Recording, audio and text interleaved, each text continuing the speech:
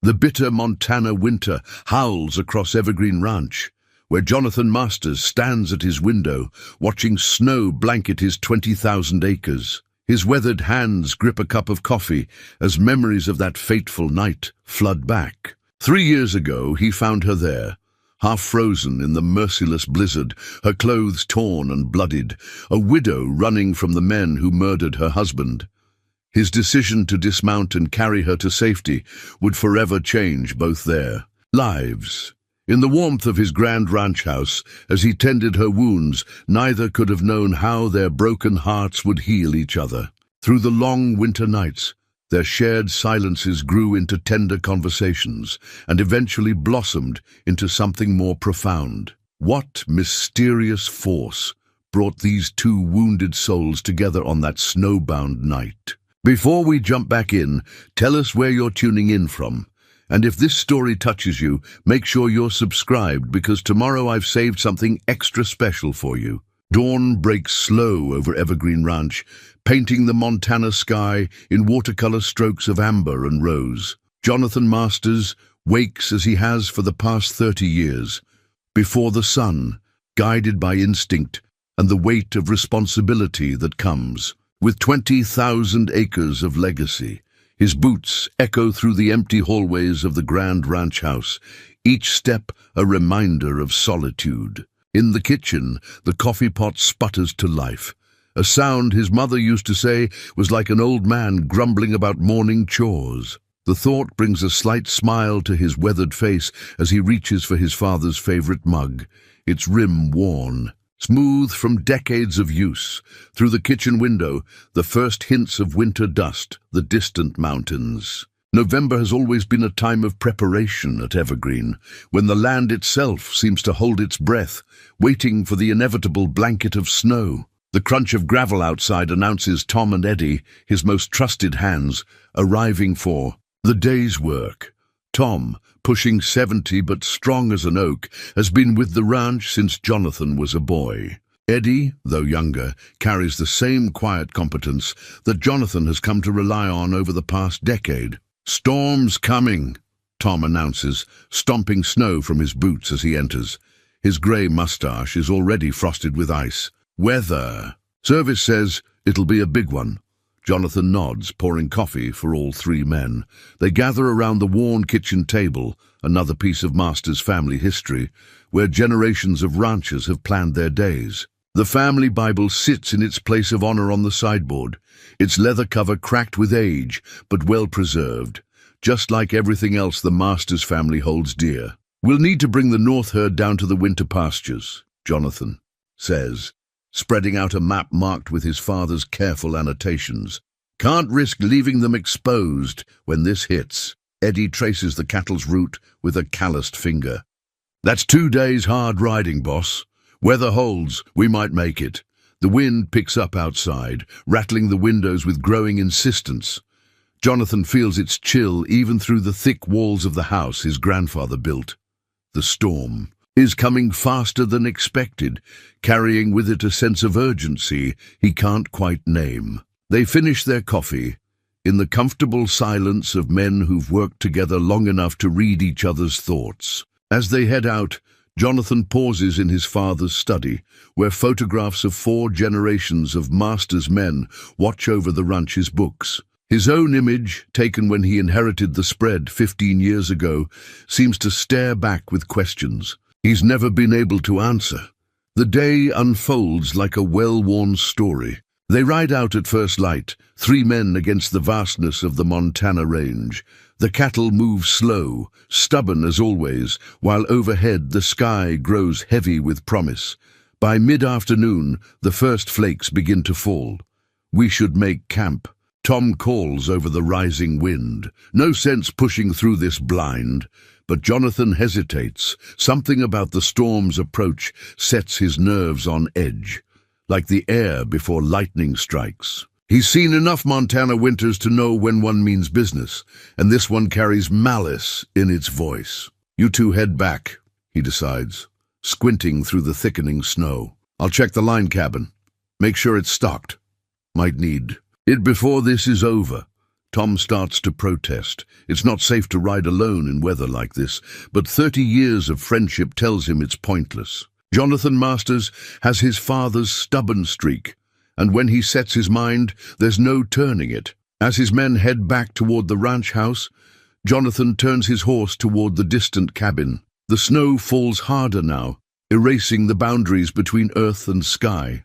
He's always found a strange peace in these moments, when the world narrows to just him and his horse and the rhythm of survival. He couldn't know then that this routine check would change everything. That somewhere out in that swirling white darkness, fate was about to test everything he believed about love, loss, and the healing power of second chances. Sarah Miller's lungs burn with each desperate breath as she pushes through knee-deep snow. The broken locket bounces against her chest, its gold surface stained dark with blood. Not hers, David's. Her fingers clutch the torn remains of her travel cloak tighter, though the fabric offers little protection against the Montana winter. 3 days. Has it only been 3 days since she watched them murder her husband? The memory comes in brutal flashes. David standing in their cabin doorway, his gentle hands raised in surrender, the sharp report of gunfire, the way he crumpled, still, trying to shield her with his body. Her own voice, raw with screaming, as their tiny homestead erupted in flames. Just business, the leader had said, his breath visible in the cold air. Nothing personal, ma'am. Your man should have sold when we asked nice. She hadn't waited to hear more. While they were busy ransacking the cabin, she'd slipped away into the gathering dusk. David's last words echo in her mind. Run, Sarah, don't look back, run! The wind howls louder, driving sheets of snow that sting her face. She lost her bearings days ago, surviving on instinct and the small pouch of pemmican she'd grabbed in. Her flight. The cold has become a living thing, wrapping around her bones, whispering promises of rest if she'll just stop walking. Sarah stumbles, catches herself against a pine tree. Its rough bark tears her frozen palm, but she barely feels it. The numbness is spreading, clouding her thoughts. How long since she's slept? The nights and days have blurred together in an endless white nightmare. Her fingers fumble with the locket's clasp. Inside, the photograph remains pristine, her and David on their wedding day just 8 months ago. His smile still carries all. The warmth of that autumn afternoon, when he'd promised to build them a life in this wild country. They'd had such dreams, such plans. I'm sorry, she whispers, though the wind snatches the words away. Sorry for suggesting they try ranching in Montana. Sorry for not seeing the danger in those men's offers to buy their land. Sorry for leaving him there, in the ashes of their home. The storm intensifies, erasing any distinction between earth and sky. Sarah forces herself forward, though each step requires more effort than the last. She's heard stories of people freezing to death in storms like this, how they simply sit down to rest and never wake up. The thought holds a terrible appeal. But David's voice comes again, urgent now. Run, Sarah. So she runs, or tries to.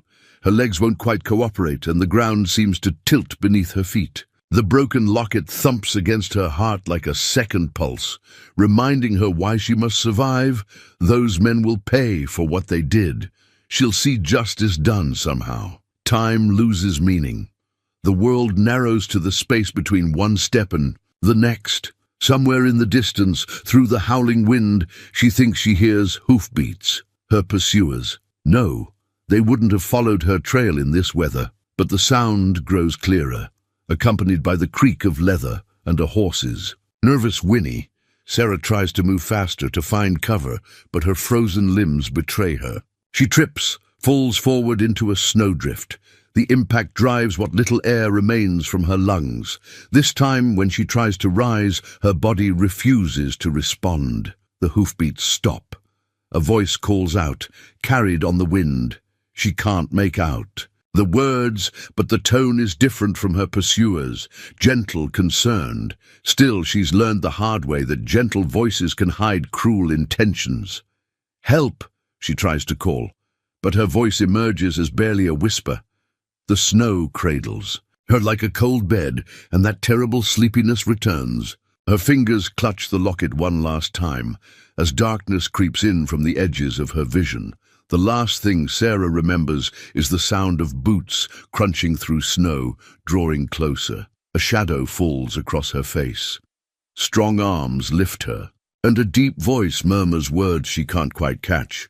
Then consciousness slips away, and she falls into darkness, still clutching the only piece of David she has left. Jonathan pulls his grandfather's brass compass from his coat pocket, squinting at its face through the swirling snow. The old instrument hasn't failed him in 20 years of ranging this land, its needle always pointing true even when the sky offers no guidance. Right now it's telling him he's about half a mile from the lined cabin, closer to salvation than he'd thought.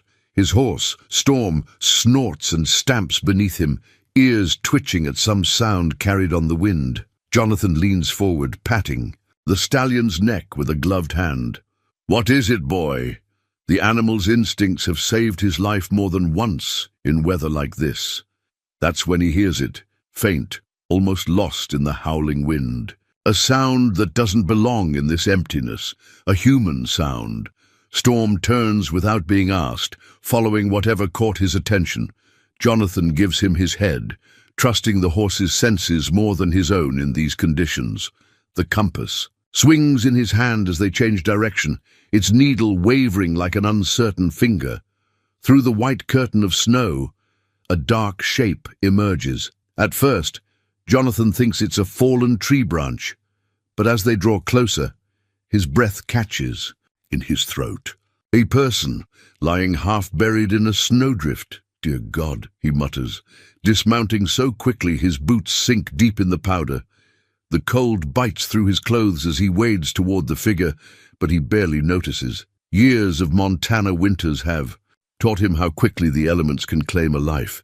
It's a woman. Her travel cloak is torn and frozen stiff, and blood stains the fabric in dark patches. For a moment his heart stops.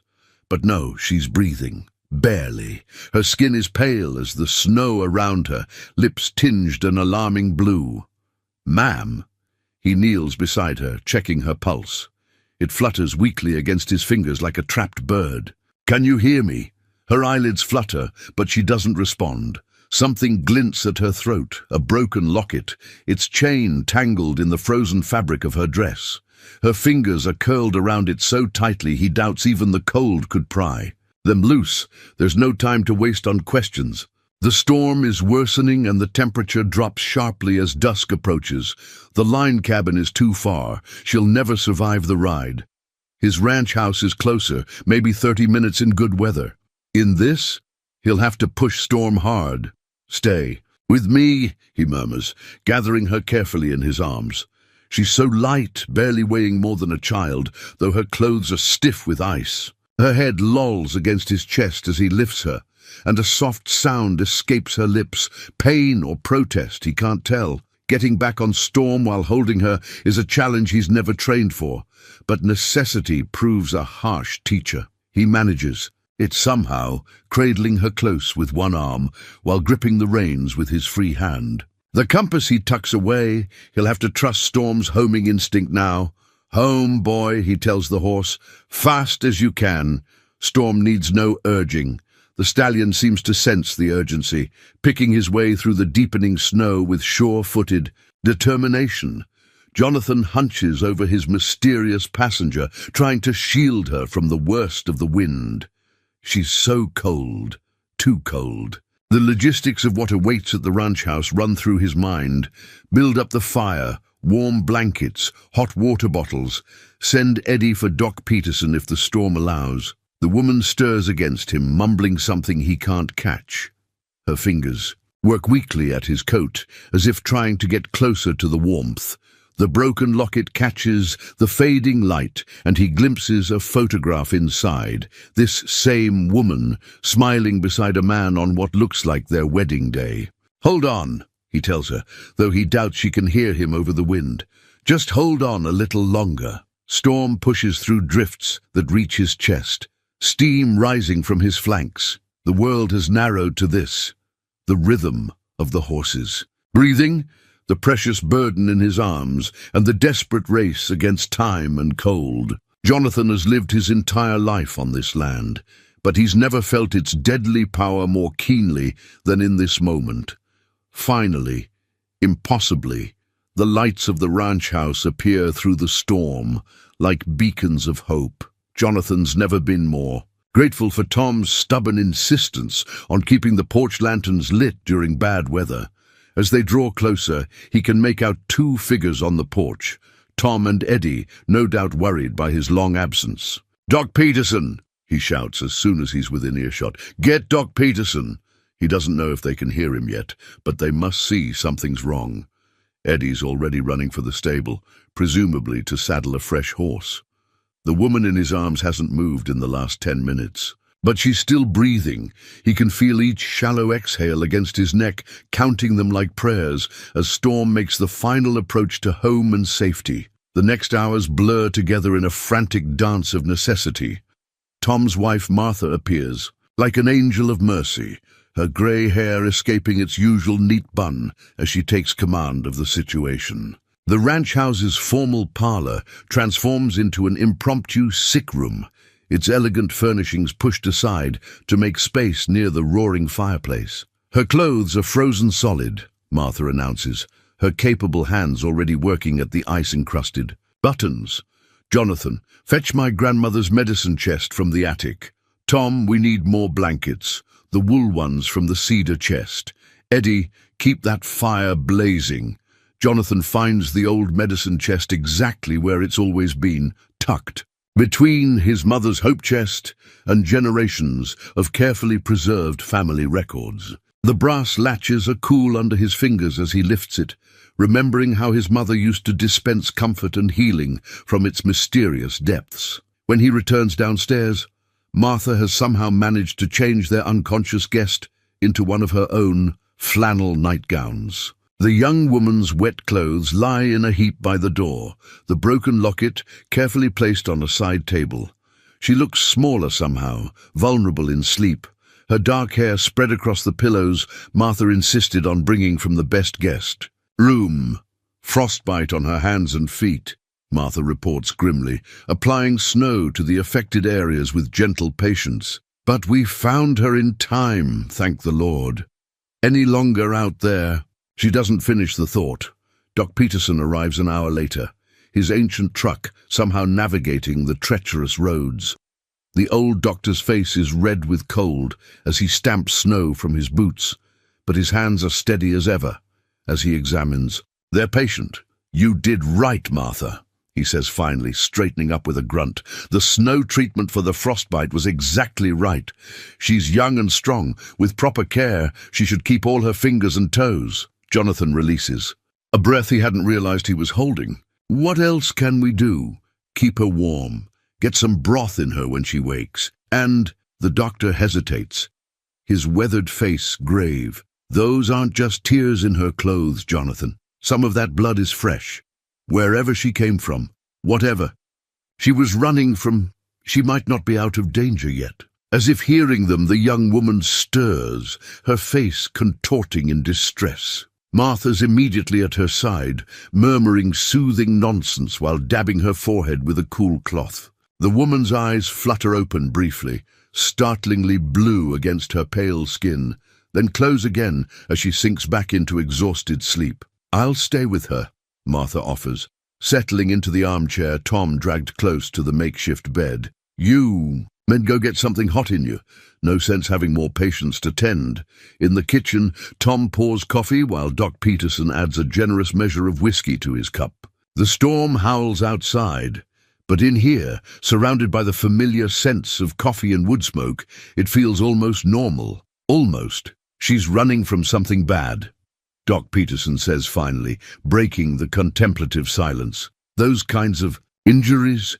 Someone meant to hurt her, Jonathan." Jonathan thinks of the wedding photograph in the locket, of the blood on her clothes. "Then we'll just have to make sure they don't find her." Tom nods gravely, his lined face set in familiar determination. "Whole county knows not to cross the master's family, boss. She's safe here." The fire crackles in the hearth, and from the Parlour comes the soft murmur of Martha's voice, singing an old hymn their mothers used to share. Outside, the storm rages on. But inside the ranch house, a fragile sanctuary takes shape around a stranger who arrived on the wings of winter itself. Later, making his final rounds before trying to sleep, Jonathan pauses in the parlour doorway. Martha has dozed off in her chair, and in the firelight, their mysterious guest seems to rest easier. Her hand has relaxed its desperate grip on the locket, though it still rests near her heart. "You're safe now," he whispers, though she can't hear him. "Whatever you're running from, it won't find you here, I promise." He doesn't know why he makes this vow to a stranger, but as he turns to leave, it settles in his chest like a weight, or perhaps like an anchor, giving purpose to his solitary life in ways he's not yet ready to examine. Sarah wakes to unfamiliar softness and the gentle crackling of a hearth fire. For a moment, she thinks she's back in her own cabin, and David will be bringing her coffee in bed, their morning ritual. Then memory crashes over her like ice water, and her eyes snap open. The room is grand but welcoming, its wallpaper faded to gentle patterns in the firelight. An older woman dozes in a nearby chair, grey hair escaping its pins, knitting needles lying still in her lap. Through the frost-covered windows, Sarah can see the storm still raging, nature's fury held at bay by solid walls and glowing warmth. Her movement must make some sound, because the woman stirs, eyes opening to reveal kind brown eyes set in a face, carved by years of sun and smiles. "There you are, dear. We've been worried." Sarah tries to speak, but her throat feels raw as sandpaper. The woman immediately reaches for a glass of water on the side table, helping her sip slowly. "Small sips now? I'm Martha. You're safe at Evergreen Ranch." The water helps, though Sarah's voice still emerges as a whisper. "How long?" "2 days," Martha answers, adjusting the quilts with practiced care. "The fever broke last night. Doc Peterson says you're past the worst of it. 2 days. Sarah's hand flies to her throat, panic rising. But no, the locket is there, carefully placed on a ribbon around her neck. Someone has even polished away the blood. "Jonathan found it with your things," Martha explains gently. "We cleaned it up a bit, hope you don't mind. Seemed important to you." Before Sarah can respond, boots sound in the hallway. A tall man appears in the doorway, his presence filling the space without effort. She recognizes him somehow, a voice in the storm, strong arms lifting her from the snow. "You're awake." His voice is deep, gentle in a way that reminds her painfully of David. He keeps his distance, as if afraid of frightening her. "How are you feeling?" "Better." Sarah manages to sit up slightly, though the effort leaves her trembling. "Thank you for finding me." "Jonathan Masters," he introduces himself. "And no thanks needed. No one should be out in weather like that." A shadow crosses his face, the unspoken question of why she had been. Sarah's fingers find the locket again, drawing strength from its familiar shape. These people saved her life. They deserve the truth, or at least as much of it as might.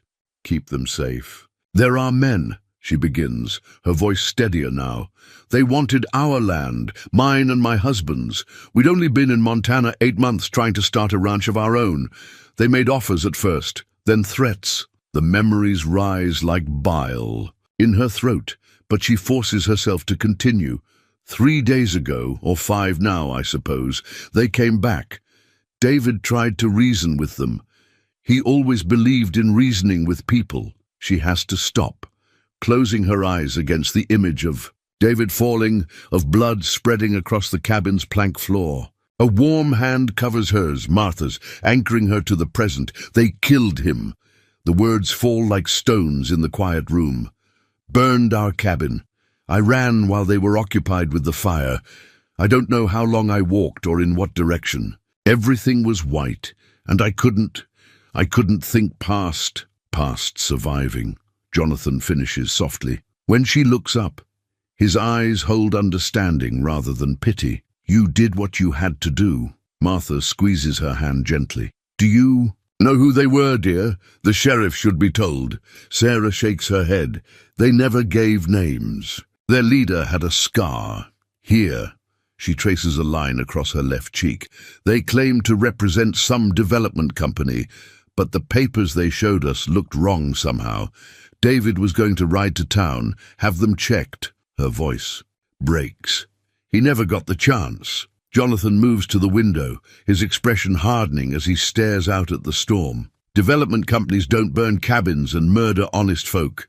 These men are something else. He turns back, and something in his stance reminds Sarah that this man's family has held this land for generations. I'll send word to Sheriff Burke when the weather clears. He's a good man. He'll want to hear this story himself. I can't stay. Sarah protests, though the mere thought of moving makes her dizzy. They might track me here. I won't bring danger to people who've shown me such kindness. Nonsense, Martha declares firmly. You're not going anywhere until you're properly healed, and after that, well, we'll see what the sheriff has to say. Jonathan nods, his expression softening as he looks at Sarah.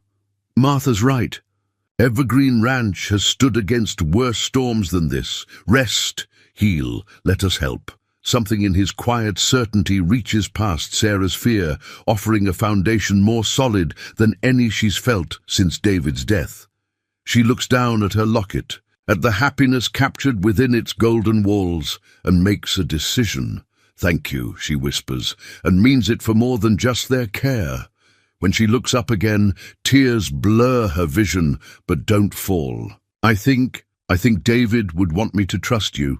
The days that follow settle into their own gentle rhythm. Sarah's strength returns slowly, marked by small victories.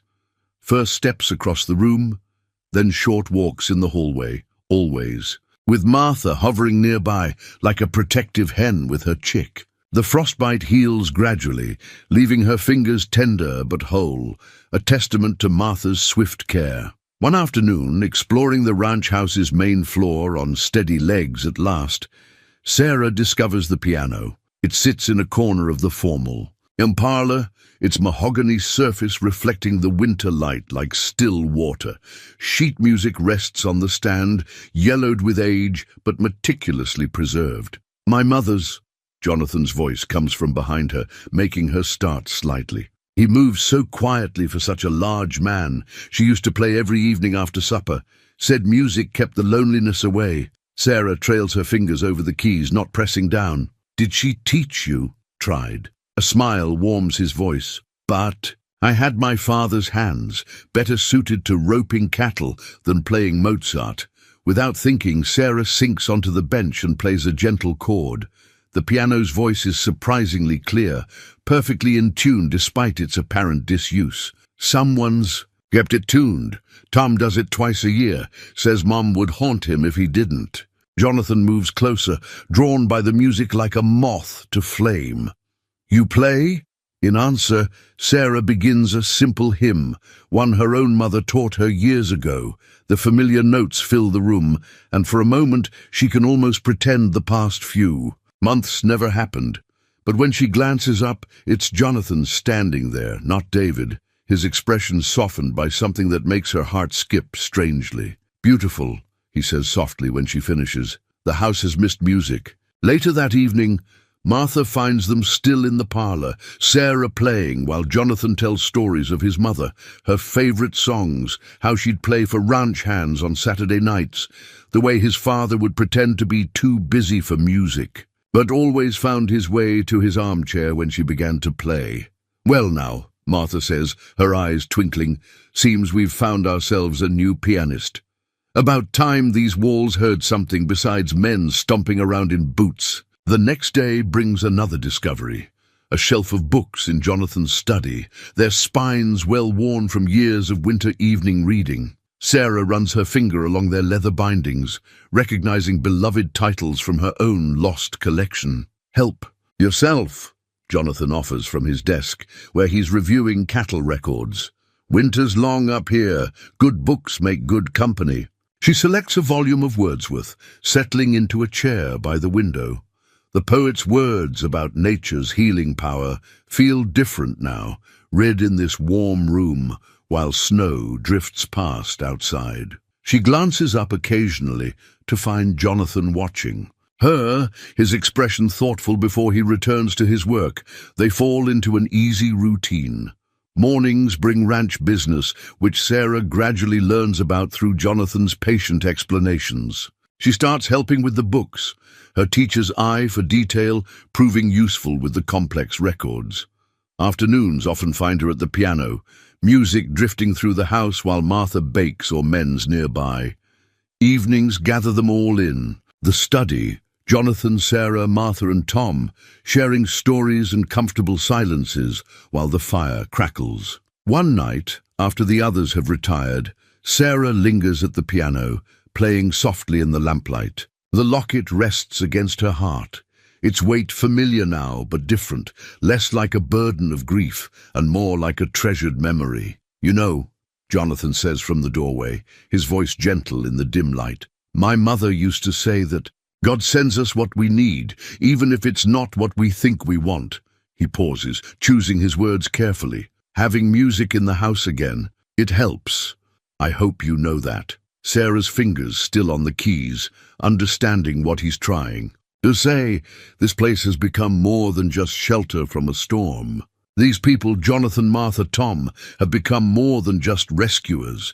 They've become something dangerously close to family. "Your mother sounds like she was a wise woman," she says finally, closing the piano with care. When she stands, Jonathan is still watching her with that same soft expression that makes her breath catch. "She would have liked you," he tells her, and somehow those simple words feel like both a blessing and a promise. December arrives at Evergreen Ranch in a flutter of snowflakes and pine boughs. Martha insists on decorating properly, as she has every year since Jonathan can remember. The familiar boxes of ornaments emerge from the attic, each one wrapped in yellowed newspaper and decades of memories. Sarah finds Jonathan in his workshop one evening, bent over his father's old workbench. Wood shavings curl around his boots, and the scent of fresh-cut pine fills the air.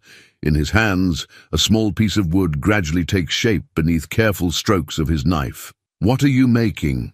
she asks, drawing closer.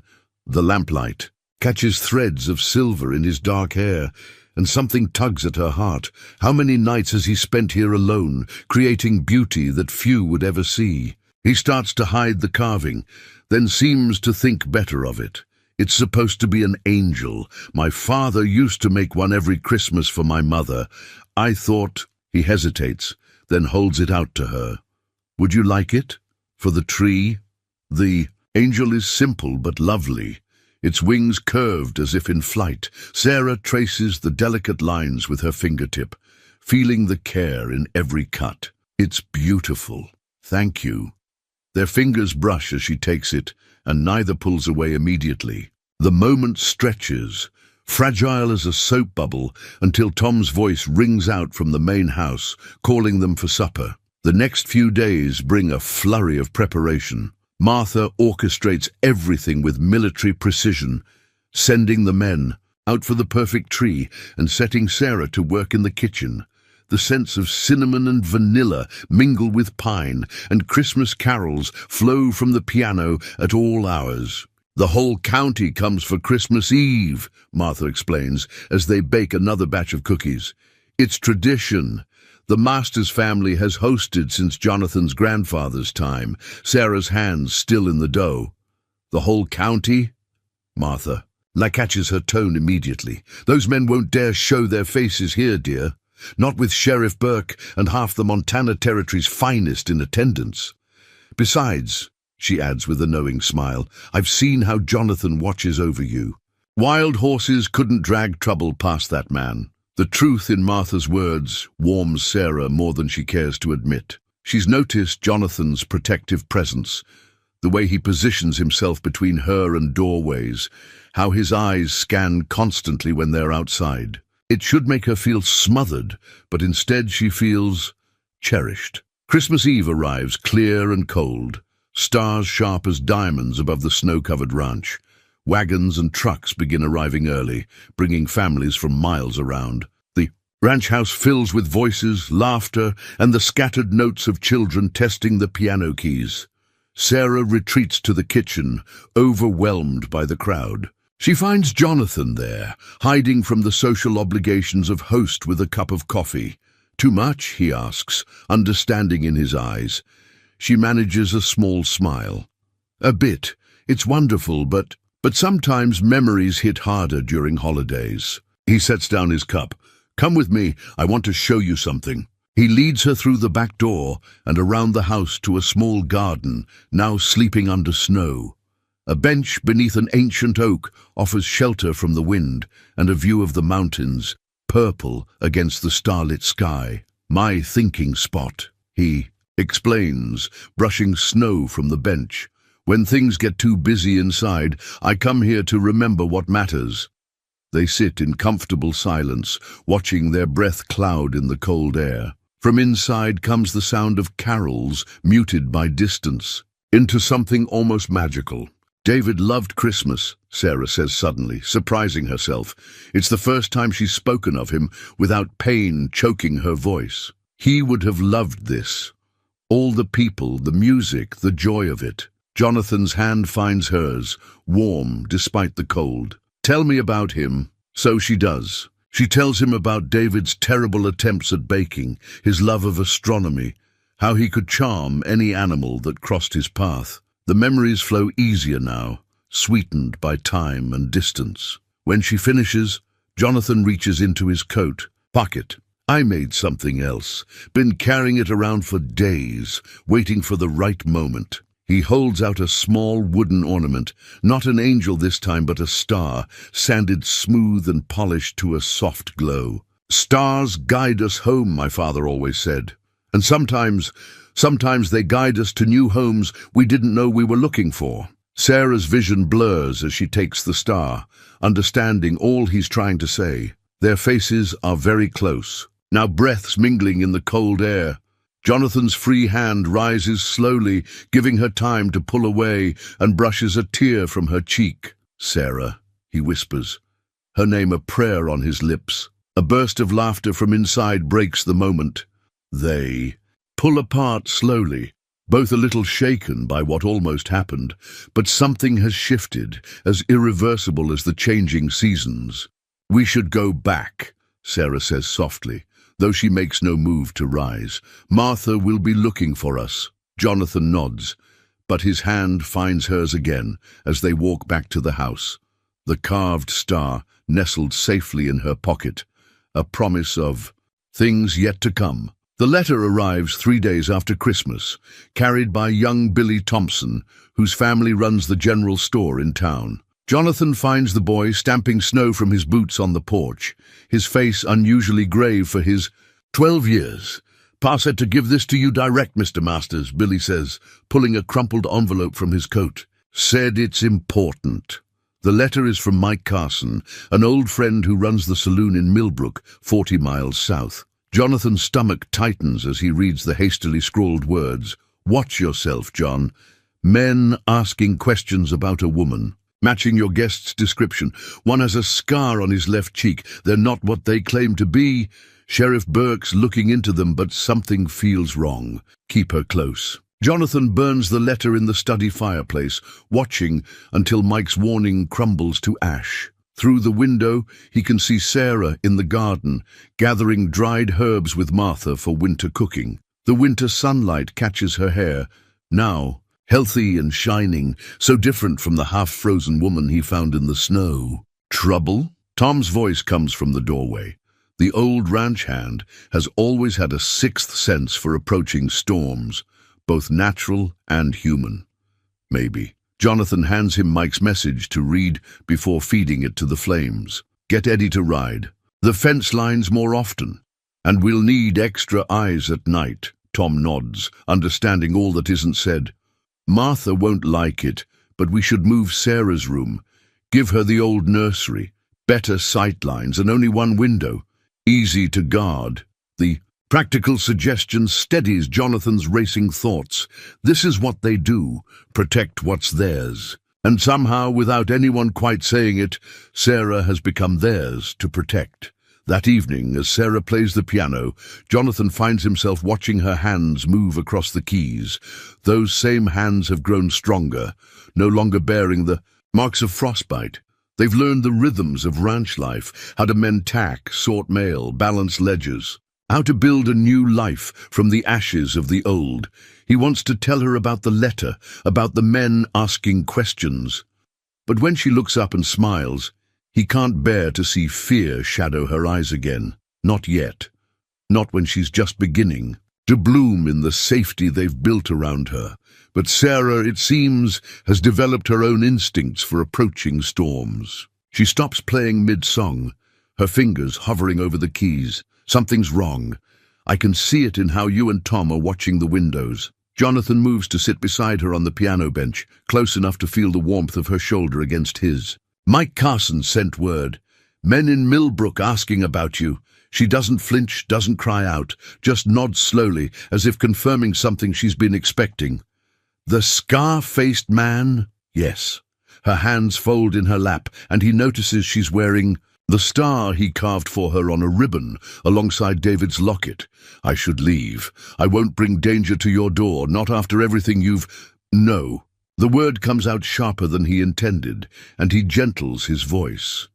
This is your home now, if you want it. We protect our own at Evergreen Ranch. Sarah turns to face him, searching his eyes for something. Why? Why risk so much for a stranger who arrived half dead in a snowstorm? Jonathan thinks of all the answers he could give her, because it's right, because his parents raised him to help those in need, because the ranch has always been a sanctuary for the lost and broken. But in the end, there's only one truth that matters, because you're not a stranger anymore, Sarah, and because He stops, the words catching in his throat. Too soon, too much, too dangerous, with shadows gathering at their borders. But Sarah's hand finds his, her fingers twining with his work-roughened ones. I know, she whispers. I feel it too. The piano sits silent as they lean into each other, drawing strength for whatever comes next. Outside, the winter wind picks up, carrying the first hints of another storm. But inside, in this moment, they have built something stronger than fear, warmer than the hearthfire's glow. We'll face it together, Jonathan promises, and feels her nod against his shoulder. Later that night, keeping watch from the study window, he sees Tom making his rounds, rifle cradled in experienced hands. The stars wheel overhead, cold and distant, but Jonathan feels anchored by the sound of Sarah's piano music drifting down from her new room in the nursery, defiant and beautiful against the gathering dark. Sarah finds the ring box while helping. Martha organized the attic, tucked away in a cedar chest filled with carefully preserved memories. It's a delicate thing, worn velvet faded to a soft blue that speaks of years of careful handling. Jonathan's mother's ring, Martha explains softly, taking the box with reverent hands. His father sold 3 prize horses to buy it. Catherine wore it every day of their marriage, even when working the ranch, said love shouldn't be too fine to touch real life. Inside, the gold band holds a single pearl surrounded by tiny diamonds, simple but elegant. Like its owner had been, Sarah imagines, from all the stories she's heard. She wanted Jonathan to have it, Martha continues, a wealth of meaning in her tone. For when he found the right person, Sarah's heart stutters at the implication, but before she can respond, boots sound on the stairs. Jonathan appears in the attic doorway, his expression softening, as it always does when he sees her. "Everything all right up here?" he asks, though his eyes say something else entirely. Martha closes the ring box with a knowing smile. "Just fine. Sarah's helping me sort through some old memories." She tucks the box away and makes her way to the stairs. "I'll start supper. You two finish up here." They both know Martha's excuse for what it is, but neither comments as she descends, leaving them alone among the gathered treasures of generations. Jonathan moves closer, picking up a framed photograph. "My parents' wedding day," he says, holding it so Sarah can see. A younger version of Martha beams from the background, while Tom stands proud beside Jonathan's father. They had 28 years together, not enough, but they made each one count. Sarah studies the happy couple in the photograph. Jonathan's mother, beautiful in a simple white dress, holds the pearl ring clearly visible on her hand. His father looks at her like she's the only person in the world. They taught me what love should be, Jonathan continues, his voice low and intimate in the quiet attic. Not just the pretty parts, but the hard days too, the way they faced everything together, even when the ranch was struggling or the winters were brutal. He sets down the photograph and reaches for something else, a small leather pouch that jingles softly as he opens it. From inside, he withdraws a delicate gold chain bearing a locket different from the one Sarah wears. Mom's, he explains. Dad gave it to her on their first anniversary. Said she needed something pretty to match the work-worn ring. His calloused fingers trace the intricate engravings. I've been keeping it safe, waiting. The word hangs between them, full of possibility. Sarah's hand rises unconsciously to touch David's locket at her throat, and Jonathan's eyes follow the movement with understanding. I'm not asking you to forget, he says gently. Love doesn't work that way. It grows, makes room for all the pieces of who we are, past and present. Sarah takes a shaky breath. I think David would understand. He always said love was meant to multiply, not divide. Jonathan's free hand finds hers, warm and steady. Sarah, I need you to know something.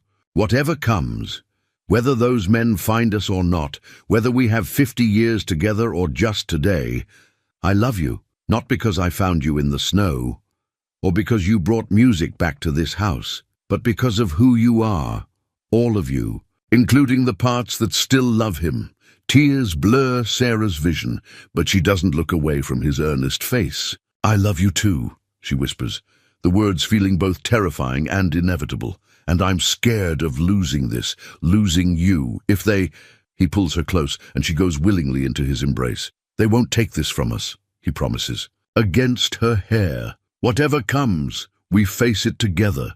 When he kisses her, it feels like coming home, not to the home she lost, but to one she never knew she was looking for. His hand cradles her face with infinite tenderness, and she can feel his heart racing to match her own. Later, as the winter sun sets beyond the attic windows, they sit among the gathered memories of generations of love stories. Jonathan carefully fastens his mother's locket around Sarah's neck, where it comes to rest beside David's, past and present, pain and joy, all the pieces that make a life worth fighting for. Perfect, he murmurs, and Sarah knows he means more than just the locket. She leans into him, feeling the solid strength of his presence, the steady beat of his heart. Outside, snow begins to fall again, but here in the attic, they have built a warmth that no storm can touch. The telegram arrives at dawn, carried by Eddie, who'd ridden into town before first light to check for mail. Jonathan reads it twice, the yellow paper crumpling slightly in his grip. Scarface and crew, spotted heading north. Stop 4 men heavily. Armed stop Sheriff Burke, following, but 1 day behind. Stop guard her stop. Mike Tom finds him in the study, already checking his father's old Winchester. Eddie told me, the old ranch hand says, closing the door behind him. Martha's keeping Sarah occupied in the kitchen, but she knows something's wrong. Girls got instincts. Jonathan nods, running a cloth down the rifle's barrel. Get word to the Peterson brothers and old Jack Wilson. We'll need extra eyes. He pauses, considering, and send someone for Doc Peterson, just in case. You're not sending her away? Tom's voice holds no judgment, just curiosity. Would you leave Martha? If it was her they were hunting? The answer lies in Tom's weathered face, in the way his hand unconsciously moves to the revolver at his hip. No, I wouldn't. Then don't ask me to send Sarah away. Jonathan sets the rifle down, meeting his old friend's eyes. She's suffered. Enough running. Whatever comes, we face it here. The sound of the piano drifts through the house. Sarah playing the hymn she's come to favor in troubled moments. Both men pause, listening to the notes rise and fall like prayer. Martha and I. We'll take the east wing, Tom says finally. High ground, good view of the approach road. Eddie and the Peterson boys can cover the north pasture. Jack Wilson may be old, but he's still the best shot in 3 counties. Put him in the barn tower. Jonathan feels a surge of gratitude for this man who's been more than just a ranch hand for 30 years. Thank you, Tom, for everything. Save it for the wedding. Tom replies gruffly, but his eyes are warm, assuming we all live that long. The music stops, and Sarah appears in the doorway. She's wearing both lockets now, David's and Catherine's, and her face holds the same quiet strength Jonathan saw when she first told them about the attack on her cabin. They're coming, aren't they? It's not really a question. Jonathan crosses to her, taking her hands in his. Yes, but we're ready. I won't leave, she says firmly before he can speak again. Don't ask me to run, Jonathan. I can't spend my life running. I wasn't going to. He pulls her close, breathing in the lavender scent of her hair. This is your home now, our home. We defend it together. She relaxes slightly in his arms, but doesn't lose her resolve. Then teach me to shoot. I won't be helpless again.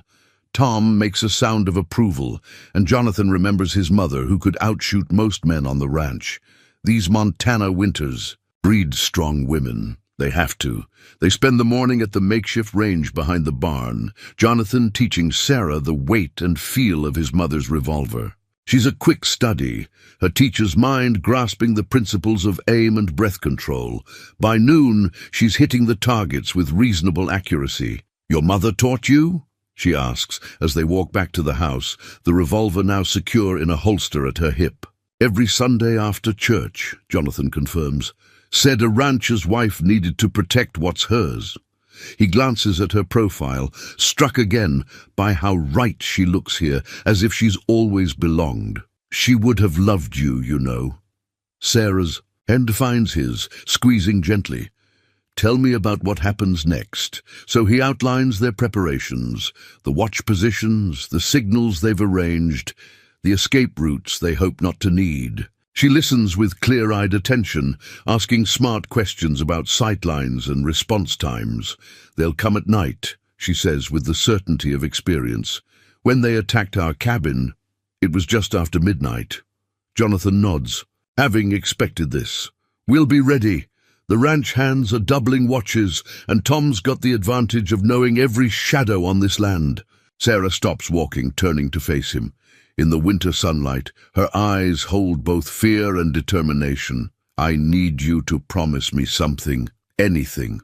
Promise me you won't take unnecessary risks. I can't lose another man I love to these monsters. Jonathan cups her face in his hands, his heart aching at the tremor in her voice. I promise to be careful, but I also promise to keep you safe, whatever it takes. I won't lose you either. They stand there in the snow, holding each other while, around them, the ranch prepares for war. From the barn tower, Jack Wilson keeps his watch. In the kitchen, Martha bakes enough to feed an army, her own way of fighting fear. And somewhere out there, 4 armed men ride north, carrying violence toward this place of healing and love. The storm is gathering, but they will face it together. Midnight brings a silence deep as death to Evergreen Ranch. The quarter moon casts just enough light to turn the snow-covered ground into a silver canvas, where any movement will write its own betrayal. Jonathan stands at the study window, his father's Winchester ready in his hands, watching. Sarah moves quietly beside him, her own vigil focused on the tree line where the north pasture meets the forest. She's changed into dark clothes borrowed from Martha, practical gear for a night that promises violence. Both lockets are tucked safely inside her shirt, their gentle weight a reminder of all she has to lose and all she has to fight for. The first warning comes from Jack Wilson's position. In the barn tower, 3 sharp whistles their practice signal. Shadows detach themselves from the tree line, dark figures moving with practiced stealth across the snow. 4 of them, Sarah whispers, her hand finding Jonathan's arm. Like the telegram said, he nods, already counting angles and distances. They'll split up, try to surround the house. His free hand covers hers briefly. Remember the plan. If anything happens, I remember. She turns to him, fierce and beautiful in the dim light. But nothing's happening to you. Not tonight. A flash of movement catches their attention. Eddie's signal from his position by the corral. The intruders are spreading out, just as Jonathan predicted. Through his rifle scope, he can make out the leader's distinctive scar, pale against the dark face. "That's him," Sarah breathes, her voice steady despite everything. "The one who shot David." Before Jonathan can respond, a voice carries across the snow-covered yard, falsely friendly. "Come on out, Mrs. Miller. No need for anyone else to get hurt. We just want to talk business." Sarah's hand tightens on the revolver at her hip, but she doesn't move. They'd discussed this. Any response would just give away their positions. "Your husband was stubborn too," the voice continues, harder now. "See where that got him? Don't make us do this the hard way." A shot cracks through the night, deliberately high, shattering one of the upstairs windows. Glass tinkles onto the porch roof like deadly wind chimes. That's when all hell breaks loose. Tom's rifle barks from the east wing, answered immediately by return fire. Jonathan sees one of the shadows stumble but not fall. Sarah moves to her assigned position by the back door, where she can cover both the kitchen entrance and the side path. Through the chaos, Jonathan keeps his focus on the scarred leader. The man is good, using every scrap of cover as he works his way closer to the house. But he doesn't know this land like Jonathan does, doesn't understand how the moonlight plays tricks in a Montana winter. More shots exchange, the Peterson brothers putting down covering fire while Eddie circles behind the attackers. In the barn, "Tower!" Jack Wilson's rifle speaks with deadly precision, forcing one of the men to abandon his advance and dive for cover. "Getting crowded out here, Mrs. Miller." The leader's voice carries a new edge of frustration. "Your new friends can't protect you forever. Why don't you ask them about the development plans for this whole valley? Ask them who really owns this land." Jonathan feels rather than sees Sarah's questioning glance. "He's lying," he tells her, quietly, trying to sow doubt. "The masters have held this land free and clear for 3 generations. A bullet smacks into the wall near the window, sending splinters flying. Jonathan returns fire, satisfaction flowing through him at the curse that follows his shot. Suddenly, Martha's voice rings out from upstairs. "North side! They're trying the back door!" Sarah's already moving, her steps sure in the darkness. Jonathan wants to follow, to protect her, but he forces himself to hold position. She knows what she's doing. They all do. The sound of gunfire from the kitchen makes his heart stop. 1 shot, then 2 more in quick succession. Sarah's revolver, he recognizes the sound. Then silence, terrible and complete. "Sarah." He pitches his voice low, urgent. "I'm all right." Her reply comes back steady. 1 down. He won't be climbing any more trellises. Pride and fear war in Jonathan's chest. Before he can respond, movement catches his eye. The scarred leader making a dash for better cover. Time slows. As Jonathan leads his target, just as his father taught him, he breathes out slowly, finger tightening on the trigger. The Winchester roars, and the man spins, clutching his shoulder. But he doesn't fall. Instead, he raises his own weapon, aiming not at Jonathan, but at the kitchen door where Sarah's voice came from. No. Jonathan's denial becomes action. He throws himself through the study door, knowing he'll never make it in time. And then Jack Wilson's rifle cracks 1 final time from the barn tower. The scarred man jerks, his shot going wild, and crumples into the blood-stained snow. The night holds its breath. In the sudden quiet, Sarah's heart pounds against both lockets as she makes her way through the darkened house. The man she shot lies groaning by the kitchen door, his weapon kicked safely away, Martha covering him with unwavering aim. "Jonathan?" Sarah's voice cracks with fear and need. "Here." He appears from the study, whole and alive, and she nearly collapses with relief. They meet in the hallway, checking each other for injuries with trembling hands. "The scarred man?" she manages to ask. "Dead." Jonathan's voice is grim but certain. Jack Wilson's shot. The others, Tom's voice carries. From outside, 2 trying to run for the trees. Eddie and the Petersons are on them. Jonathan starts to move, but Sarah grabs his arm. "Together," she reminds him. He nods and they head for the front door as one. The scene outside is chaos painted in moonlight and shadow.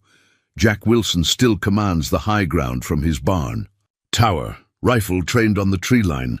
Tom and Martha have their wounded man secured, and in the blood-stained snow lies the body of the man who killed David, his scarred face turned toward the indifferent stars. Sarah approaches slowly, Jonathan at her side. She needs to see, needs to know it's really over. The man looks smaller, in death less like the monster of her nightmares.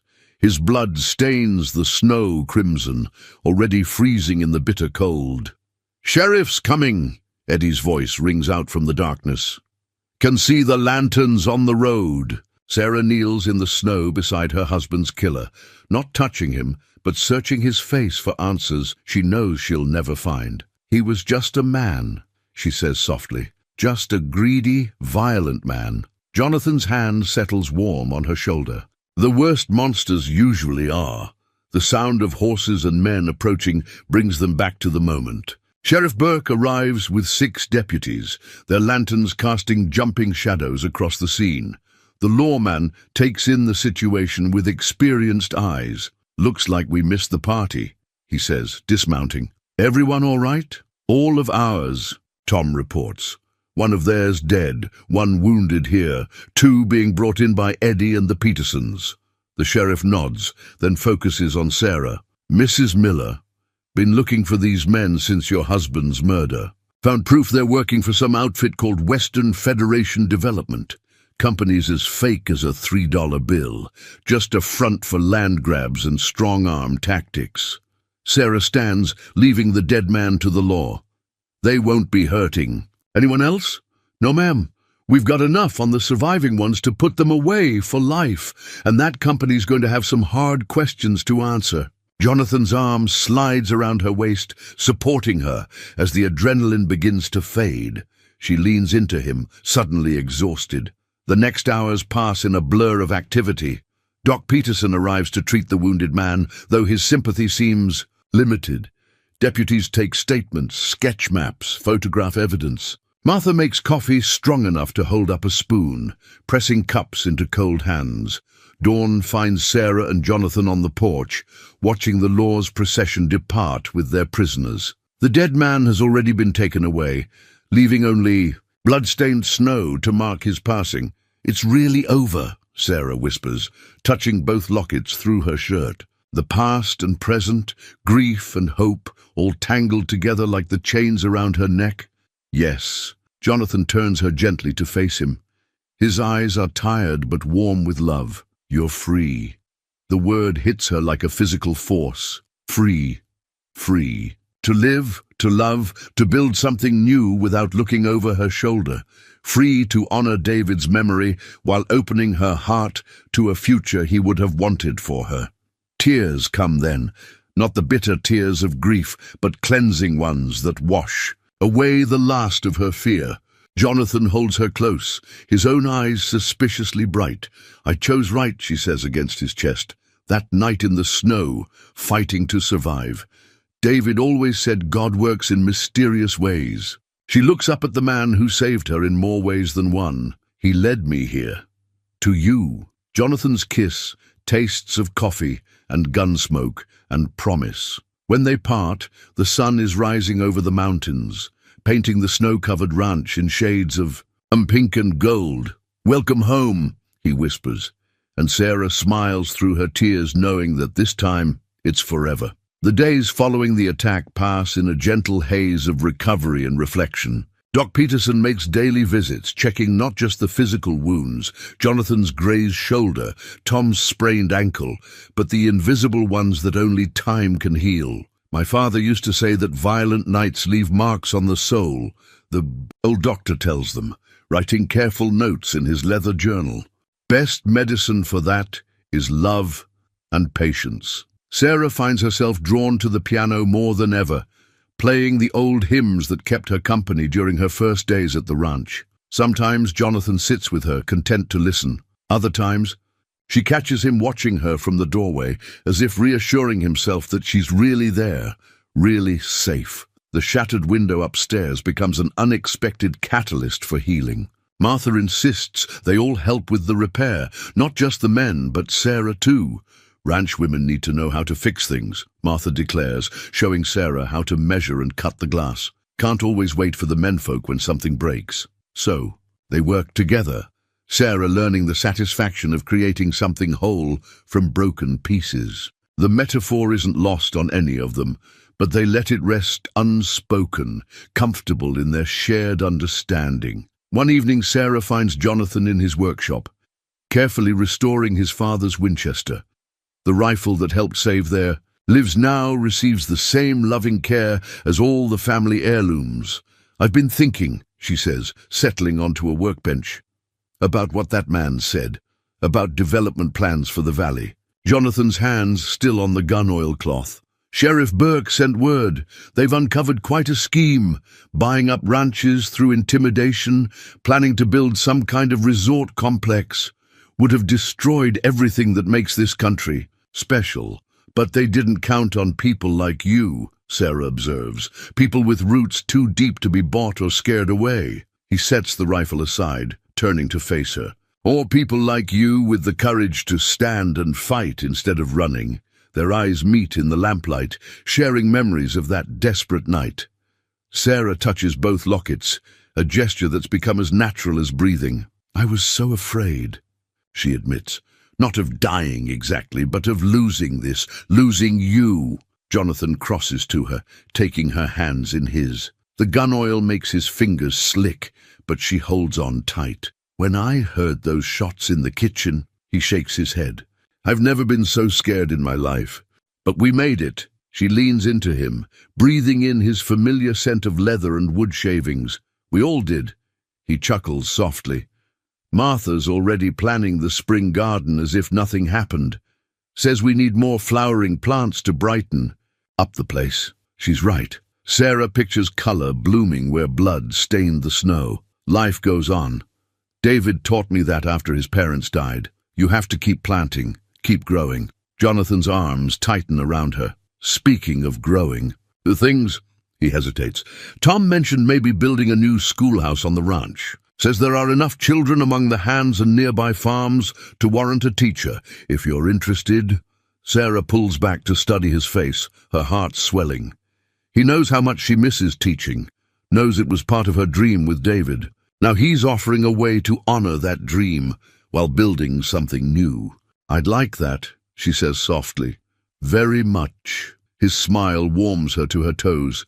Good, because I already ordered the lumber. They laugh together, the sound echoing in the workshop like music. Outside, the February wind howls around the corners of the ranch house, but its teeth have been pulled. Winter's worst is behind them now, in more ways than one. Doc Peterson says Tom can start riding again next week, Jonathan mentions. We'll need to start planning the spring roundup soon. Sarah nods, understanding this is his way of including her in the ranch's future. Martha's been teaching me about supply calculations for the chuck wagon. She says I have a good head for numbers. You have a good head for everything. He kisses her forehead, and a brave heart to match. They stay there in the workshop's warm silence, holding each other, while outside the winter stars wheel overhead. The ranch sleeps around them, peaceful and strong, like a living thing healing from its wounds. Tomorrow will bring more repairs, more plans, more small steps toward whatever future they're building together. But for now, they have this moment, this peace, this certainty that love can grow from the hardest ground and bloom even in winter's heart.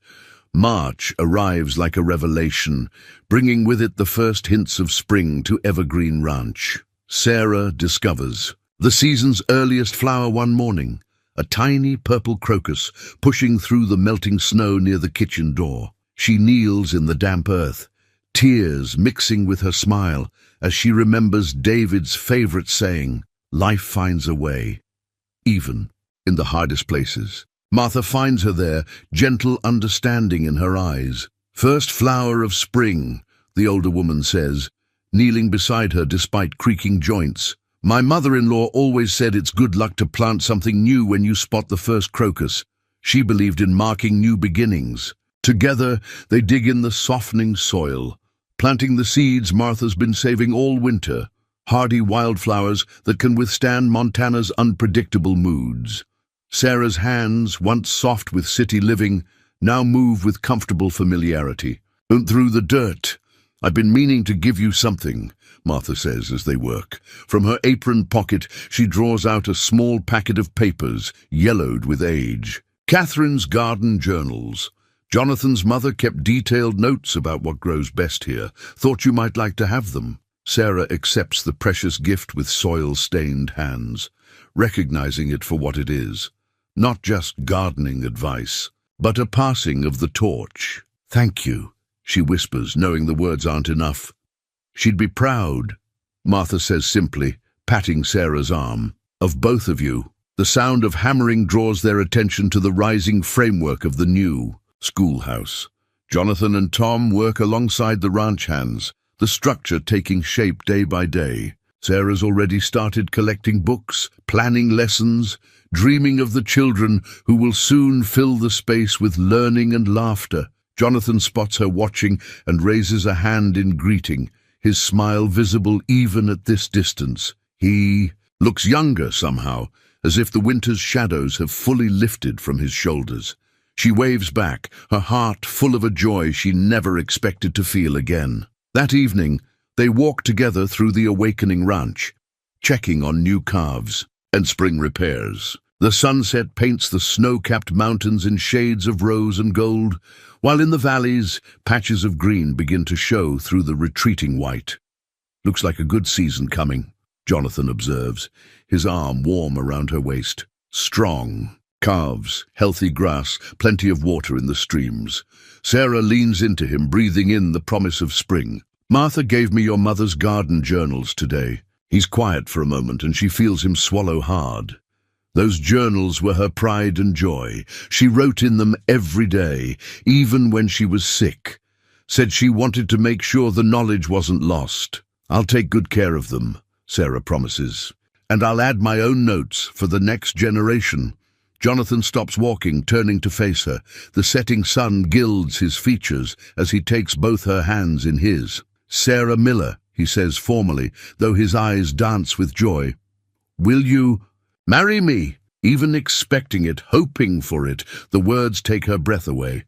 She touches the two lockets at her throat, feeling the rightness of past and present coming together in this moment. Yes, she whispers, then louder. Yes. He sweeps her into his arms, spinning her around as if she weighs nothing. When he sets her down, his eyes are suspiciously bright. I've been carrying this for weeks, waiting for the right moment. From his pocket, he draws out the blue velvet box she remembers from the attic. Mum wanted you to have it. Will you wear it? Sarah holds out her trembling hand, watching as he slides the pearl ring onto her finger. It fits perfectly, as if it had been waiting all these years just for her. Perfect, he murmurs, echoing her thought. Jonathan, she says softly, looking up at the man who saved her life and then helped her learn to live again. I love you. His kiss tastes of sunshine and promises, of winter's memory and spring's renewal. When they part, the first stars are appearing in the darkening sky, but neither feels the evening chill. They walk back to the ranch house hand in hand, their footsteps leaving parallel tracks in the spring mud. From the kitchen window comes the warm glow of lamplight, and Sarah can hear Martha humming as she prepares supper. Tomorrow will bring more work, gardens to plant, lessons to plan, a wedding to prepare for. But tonight they have this perfect moment, this promise of a future as bright as the stars above and as enduring as the mountains that guard their home. Spring unfolds across Evergreen Ranch in a symphony of renewal. The wedding preparations become a community affair, with every hand on the ranch contributing in their own way. Sarah finds herself at the center of a whirlwind of activity, yet somehow it feels different from her first wedding. More grounded, perhaps, more like coming home than setting out. She decides to make her own dress, working with fabric Martha ordered from Denver. The simple pattern takes shape under her hands. During quiet evenings, each stitch a meditation on the journey that brought her here. Sometimes in the lamplight, she catches the gleam of both lockets and Catherine's ring, physical reminders of how love builds upon itself, growing stronger through loss and recovery. "Your old dress was silk, wasn't it?" Martha asks one afternoon. As they work together, her experienced hands helping with the intricate bodice. "Yes," Sarah replies, remembering. "David's mother's dress, actually. It felt important at the time, carrying on traditions." She smooths the new fabric, sturdy cotton with delicate embroidery. "But this feels right for who I am now. A ranch, wife's dress." Martha's eyes crinkle with approval. Practical but beautiful, like the best kind of love. The schoolhouse nears completion, its fresh-cut timber still fragrant in the spring air. Sarah splits her time between wedding preparations and setting up her classroom, often finding Jonathan watching her from the doorway as she arranges books and hangs maps. "What are you thinking?" she asks one such evening, catching his thoughtful expression. He crosses to help her with a stubborn chalk rail. "About how right you look here. Teaching, building a garden, planning our future. It's like the ranch was waiting for you, or I was waiting for it." She leans into him, fitting perfectly against his side. "For you." The ranch hand's children already hover around the schoolhouse eagerly, pestering Sarah with questions about when classes will start. She's promised to begin teaching as soon as she returns from their honeymoon, a week in Helena that Jonathan's arranged as a surprise. Tom and Eddie oversee the transformation of the barn for the wedding celebration, hanging lanterns and clearing space for dancing. Jack Wilson, recovered from his night in the tower, crafts a beautiful arch from twisted willow branches under which they'll say their vows. "Reminds me of my own wedding day," he tells Sarah, his weathered hands carefully weaving smaller branches. "Into the arch. 43 years ago now, my Mary would have loved to see this." Even Sheriff Burke contributes, delivering the final paperwork that officially closes the case against Sarah's attackers. "Western Federation development's been shut down," he reports with satisfaction. "Their backers are facing federal charges. No one else will lose their land to those vultures." The news feels like the closing of a book, the final page of an old story making way for a new one. That night, Sarah adds her own entry to Catherine's garden journal, recording not just the spring plantings, but her hopes for the future there. Building. At sunset, she finds Jonathan in the garden she and Martha have created, kneeling to examine the growing rows of vegetables and flowers. The sight catches her heart. This strong man being so gentle with new life. "Everything's almost ready," she says, joining him among the neat rows. Martha's finished the last of the food planning. The dress just needs its final touches, and Tom swears the barn floor will be perfect for dancing. Jonathan stands, brushing dirt from his knees, and pulls her close. "And you? Are you ready?" She knows he's asking more than just about the wedding. He's asking if she's ready for this new life, this new chapter, this permanent joining of their worlds. Sarah touches the lockets at her throat, then reaches up to cradle his face in her hands. "I'm ready. My heart knows exactly where it belongs." His kiss tastes of spring earth and summer promises. When they part, the evening star is just appearing above the mountains, bright as hope. "3 more days," he murmurs against her hair. "3 more days," she echoes, smiling. "Then forever." They walk back to the house hand in hand, past the new schoolhouse and the willow arch waiting to witness their vows. Inside, Martha's voice mingles with Tom's laughter, while the smell of fresh-baked bread fills the air. Their family, their home, their future, all coming together in a tapestry of love and hope, as bright as the Montana spring. The morning of the wedding dawns clear and bright, as if Montana itself has chosen to celebrate. Sarah wakes early in her room, soon to be their room, watching the sunrise paint the mountains in watercolor hues of pink and gold. Both lockets rest in her hands, and she takes a moment to open each one, honoring the path that led her here. "Thank you," she whispers to David's smiling photograph, for teaching me how to love, for showing me that life goes on. Then she closes his locket gently and opens Catherine's, studying the woman whose ring she now wears. Thank you for raising the man I'm about to marry, for creating this home that saved my life. Martha finds her there, already dressed but lost in thought. Ready to become Mrs. Masters. Sarah's smile trembles but holds true. More than ready. The next hours pass in a blur of final preparations. Martha helps her into the dress, simple but elegant, with tiny wildflowers embroidered along the hem, a tribute to her new home. Her dark hair is pinned up with Catherine's pearl combs, found in the attic and restored to gleaming life. Something old, something new, Martha recites, adjusting the folds of the dress. The combs are old, the dress is new. Those lockets are borrowed from two great loves, and the ribbon in my hair is blue.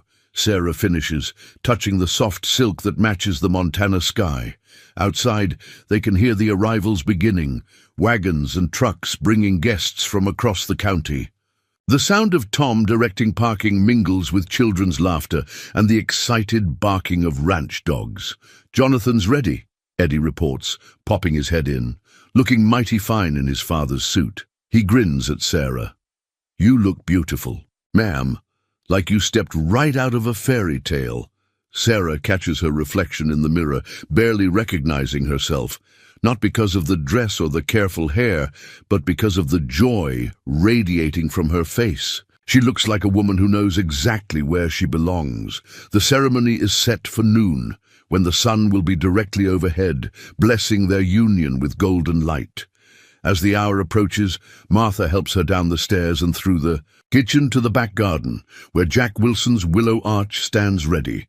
The gathered crowd draws in a collective breath when she appears. But Sarah has eyes only for Jonathan, waiting for her beneath the arch.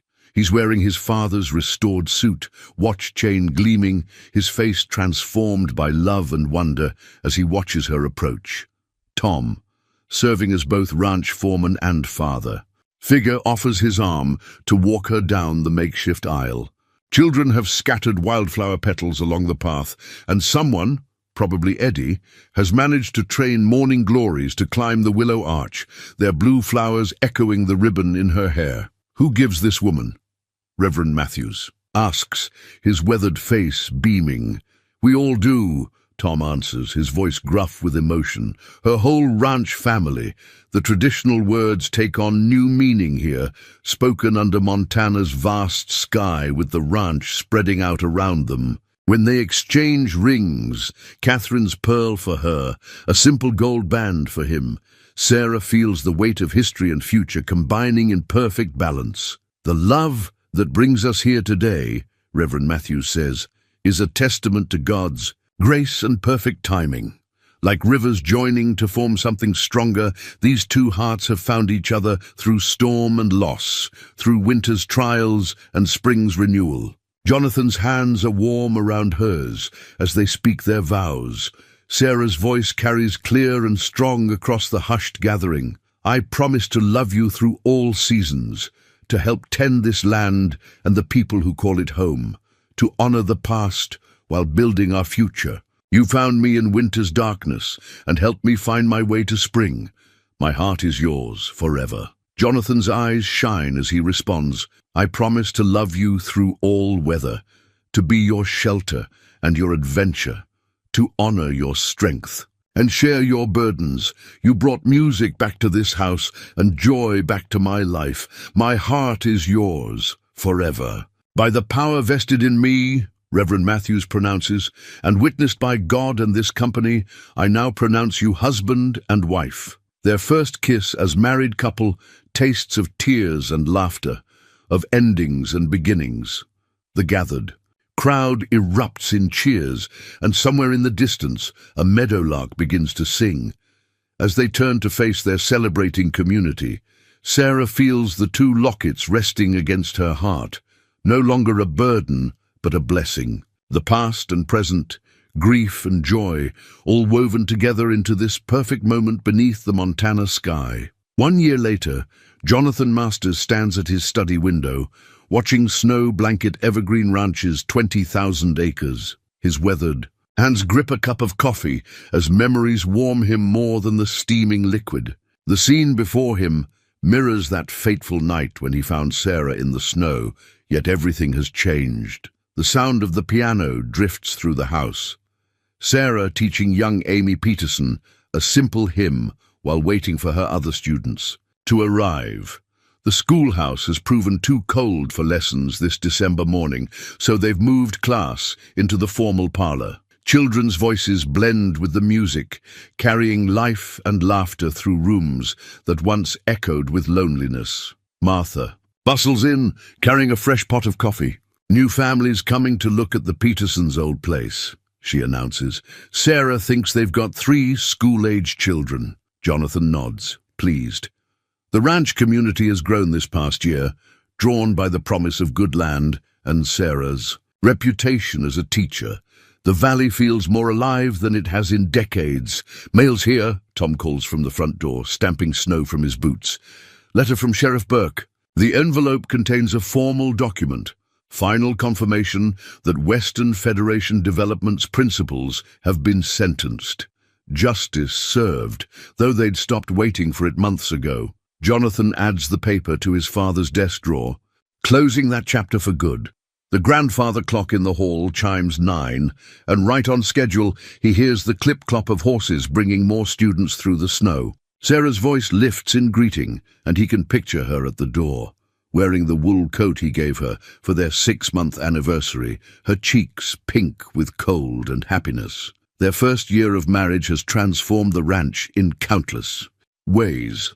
Sarah's garden flourished all summer, providing vegetables for their table and flowers for every windowsill. The schoolhouse has become a community center, hosting social gatherings and church services when weather permits. Even the ranch hands' families have grown closer, drawn together by Sarah's gentle influence. Jonathan makes his way to the parlor, pausing in the doorway to watch his wife guide small hands over piano keys. Both lockets still grace her throat, but they rest easier now, treasured memories rather than heavy burdens.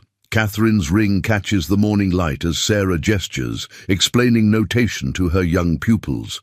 She looks up, catching his eye, and her smile still takes his breath away. Children, she says to her class, can anyone tell Mr. Masters what we learned about Montana history yesterday? Little voices compete to share facts about their home state, and Jonathan settles into his father's old armchair to listen. This is what the ranch was always meant to be, not just a working cattle operation, but a true community, a place where life and learning flourish together. Later, after the children have gone home through the softly falling snow, Sarah joins him in the study. She carries something carefully wrapped in tissue paper. Early Christmas gift, she explains, settling onto the arm of his chair. I wanted you to have it now. Inside the paper lies a new leather-bound book, its cover tooled with the ranch's brand. Opening it, he finds Sarah's neat handwriting filling the first page, the history of Evergreen Ranch, as told through 4 generations of the Masters family, compiled with love by Sarah Miller Masters. I interviewed everyone, she explains softly. Tom and Martha, the old-timers in town, even Jack Wilson before he passed. All their stories about your family, the ranch, the valley. I thought our children should know where they come from. All of it. The hard times and the good, the losses and the love. Jonathan has to swallow hard before he can speak. Our children. Sarah's smile blooms like a winter rose as she takes his hand and places it on her still flat stomach. Come spring, she whispers. Joy rises in him like a tide as he pulls her into his lap, holding her close while snow falls gentle outside. They've come so far from that desperate night when he found her half frozen in a drift. Love, he's learned, is like Montana itself, capable of fierce storms and incredible beauty, of crushing loss and miraculous renewal. Thank you, he murmurs against her hair. For what? For fighting to survive that night. For trusting us. For making this house a home again. For everything. Sarah turns in his arms to kiss him, and outside, the snow continues to fall on Evergreen Ranch, not a harbinger of death now, but a clean white page on which to write their next chapter together.